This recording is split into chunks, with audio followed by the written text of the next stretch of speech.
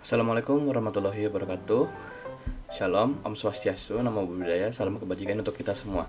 Nama saya Reskian Kresna Dwi Payana, mahasiswa di Universitas Brawijaya untuk jurusan Administrasi Bisnis, Fakultas Ilmu Administrasi, dan saat ini saya sedang menempuh semester 7. Saya adalah mahasiswa yang mengikuti program MSIB atau Magang dan Studi Independen Bersertifikat Batch 5 di Perkumpulan Ruang Belajar Akil. Di RBA, saya berada di posisi pengelolaan kampanye pemberdayaan.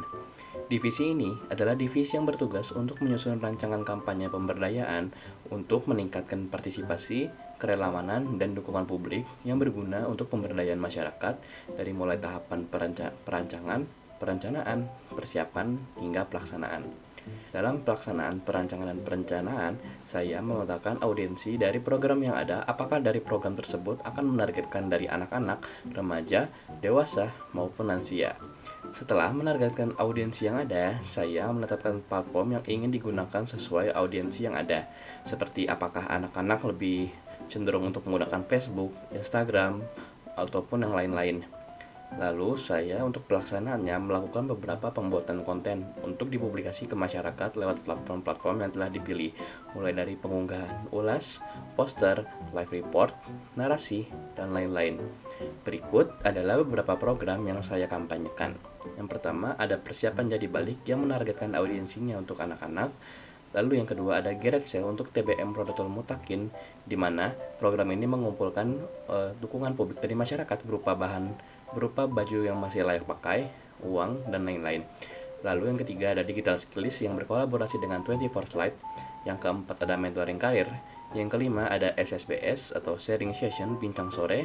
Yang keenam ada kampanye audiobook, di mana RBA mengunggah audiobook atau buku suara di platform Spotify yang akan disebarluaskan untuk kepada masyarakat. Yang ketujuh ada penyuluhan ketahanan diri. Yang kedelapan ada temali, dan yang kesembilan ada SKRA atau seri khusus Read Aloud, di mana akan ada platform di Zoom untuk membacakan Read Aloud untuk kepada anak-anak yang mendaftar. Yang saya sebutkan adalah pembelajaran utama. Selain pembelajaran utama, saya juga mengikuti beberapa pembelajaran pendukung, seperti menjadi buddy untuk program Global Volunteer atau GV, yang dimana saya banyak belajar tentang pertukaran budaya dengan GV yang saya temani, yakni Sarah yang berasal dari Perancis. Selain menjadi buddy, saya juga kerap menjadi relawan-relawan teknis di berbagai program yang ada, seperti menjadi dokumentator, menjadi host Zoom, moderator, hingga menjadi fasilitator untuk beberapa program yang saya ikuti menjadi relawan teknisnya, antara lain ialah yang pertama ada Temali, yakni Temui dan Kenali, di mana saya menjadi dokumentator untuk pembuatan vlog dan juga live report dan juga live stream. Yang kedua ada SSFF atau Social Science Fair and Festival, di mana saya menjadi fasilitator.